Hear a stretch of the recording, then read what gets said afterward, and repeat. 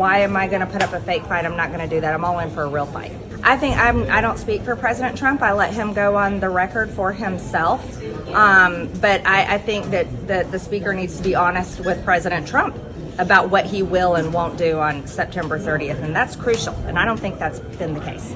The long-simmering MAGA civil war threatens to return to an all-out boil as tensions publicly flare between Republican Speaker Mike Johnson and MAGA Republican Congresswoman Marjorie Taylor Greene. And to make matters worse for Johnson, Donald Trump is now publicly pressuring him to do something really, really stupid.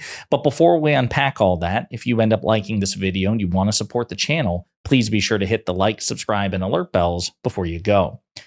All right, friends, I'm using the boiling and simmering metaphor because I think it applies very well. There was a time earlier in the year when we were talking nonstop about the MAGA civil war, particularly in the House of Representatives, largely between, people who all claim to be loyal servants and acolytes of cult leader Donald Trump, just different flavors. Mike Johnson is the evangelical Republican Speaker of the House, the most powerful elected Republican in the federal government, and he has a responsibility, at least on paper, to keep the government functioning, even though there is indeed a Democratic president.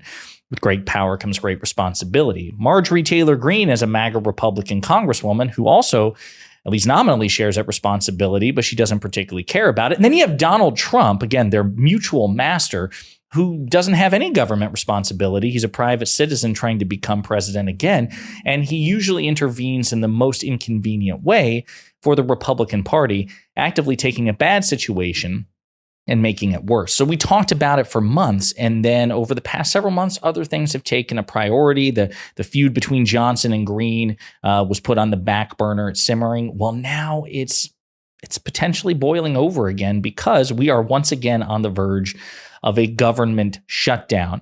And I should say we have a clip to play of Marjorie Taylor Greene going nuclear on Mike Johnson. But before I do, I've got to set the stage. So Donald Trump has Mike Johnson in another no-win situation. The speaker is attaching an unnecessary election security bill to a must-pass attempt to keep the government open before Election Day.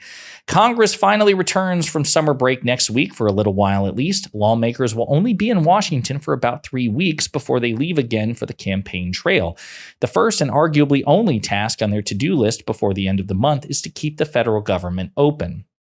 But that might be easier said than done for Speaker Mike Johnson. For the entirety of his time leading the House, carrying out Congress's most routine function has given him the most grief.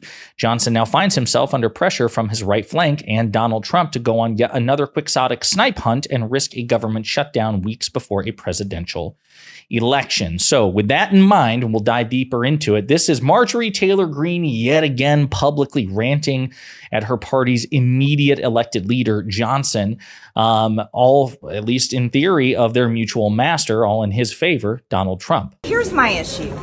I think the American people on both sides of the aisle are sick and tired of lying in Washington, D.C. And why set up a fake fight?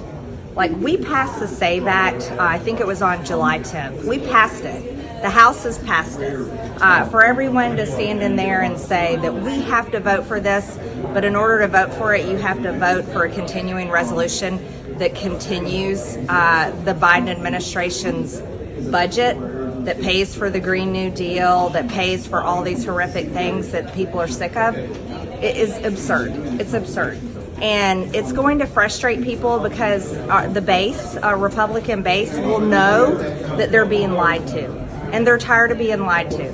And we have an election coming up on November 5th. The worst thing that Republicans in the House can do is create a fake fight that the base knows they're lying about and frustrate our voters going into November 5th. That's how you lose the House of Representatives on an election. And that will cause problems because people will get angry and go, why should I vote for them? So what should he do? Should he shut it down? What he should do is be honest. Just be honest.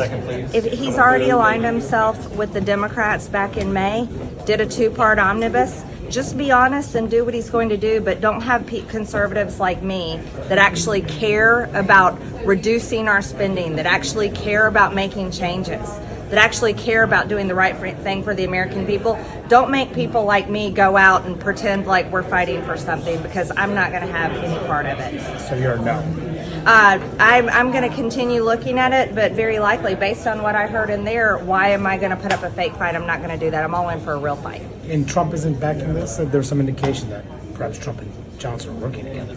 I think I don't speak for President Trump. I let him go on the record for himself. But I think that the speaker needs to be honest with President Trump about what he will and won't do on September 30th. And that's crucial. And I don't think that's been the case. Yikes. Again, seems like another public feud about to break out between Marjorie Taylor Greene and Mike Johnson. Again, ironically, over they're fighting. It's like the cliche stereotype of two people fighting over the same boyfriend or girlfriend, right? In the form of Donald Trump. But Donald Trump is, at the moment at least, clearly on Marjorie Taylor Greene's side in this respect. Trump weighs in, according to Jake Sherman of Punchbowl News. The SAVE Act has no chance. Johnson says he doesn't want to shut down. Quite the situation here. Trump, if Republicans in the House and Senate don't get absolute assurances on election security, they should in no way, shape, or form go forward with a continuing resolution on the budget. The Democrats are trying to stuff voter registrations with illegal aliens. Don't let it happen. Close it down. It's pretty stupid given how, historically speaking, government shutdowns rightly backfire electorally on Republican politicians, since the vast majority of the time they are primarily responsible for the shutdowns. One of the few times that the American electorate seems to be rational. Oh, you're the party primarily responsible for shutting the government down? Then maybe you should be punished at the ballot box. Thank God we can, at least in one situation, usually rely on Americans to get it right. However, let's go into more detail about about Johnson's dilemma. Johnson now finds himself under pressure from his right flank and former President Donald Trump to go on another quixotic snipe hunt. This time around, Johnson's task from the MAGA wing of his party is to get the Safeguard American Voter Eligibility Act, SAVE Act, signed into law. If enacted, it would mandate that people registering to vote would have to present documentary proof of U.S. citizenship when filling out their paperwork. As I noted when the House passed the SAVE Act as a standalone bill in July, that requirement would only add a hurdle that millions of people would not be easily able to clear while doing nothing to prevent the supposed problem.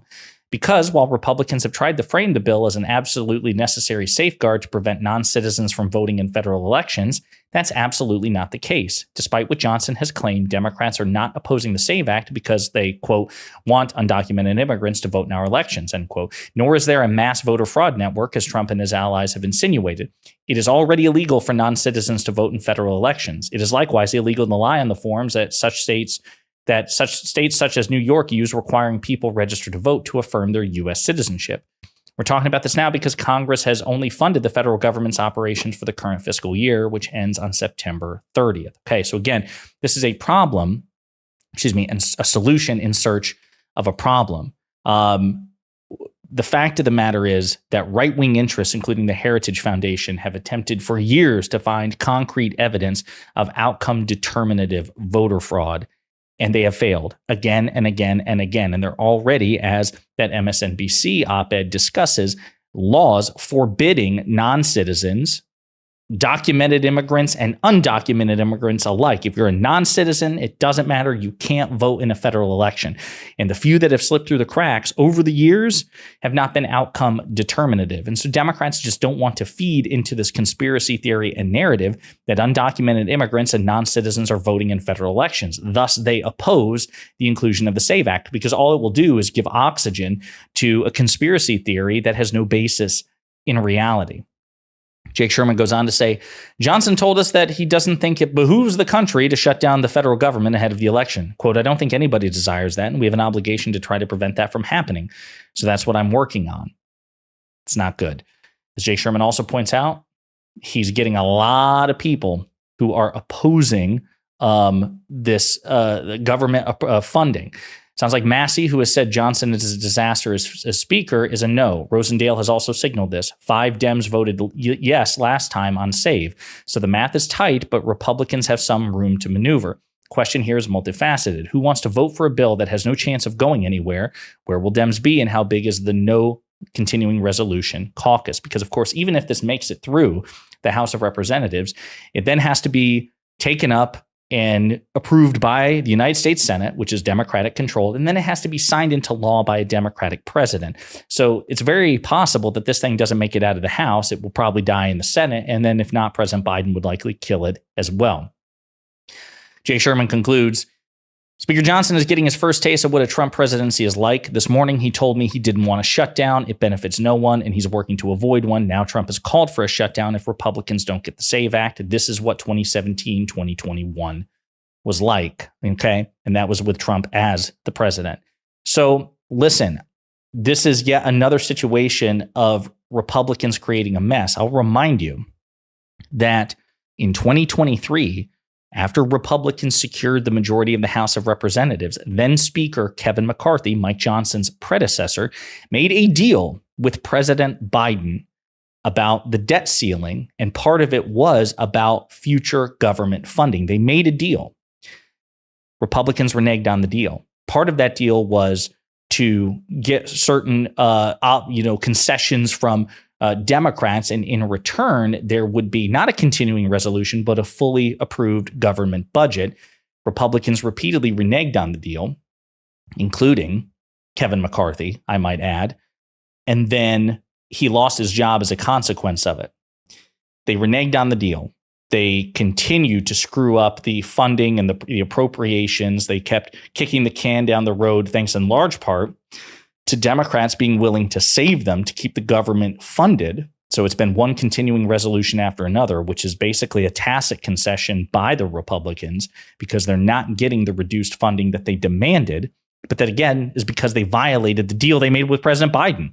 Biden offered a budget that was in line with the deal he made with Republicans by way of the deal he made with Kevin McCarthy. So Biden held up his end, and then Republicans under McCarthy reneged on the deal. McCarthy, at the last moment, offered a continuing resolution with Democratic support that prompted 8 Republicans to kick him out of his job. Democrats didn't save him, nor should they have, given that he reneged on the deal in the first place, so they know he's not a good faith actor. And now we have Mike Johnson. And Mike Johnson finds himself in the same position where the math hasn't changed. He doesn't have the power to be the tail that wags the dog.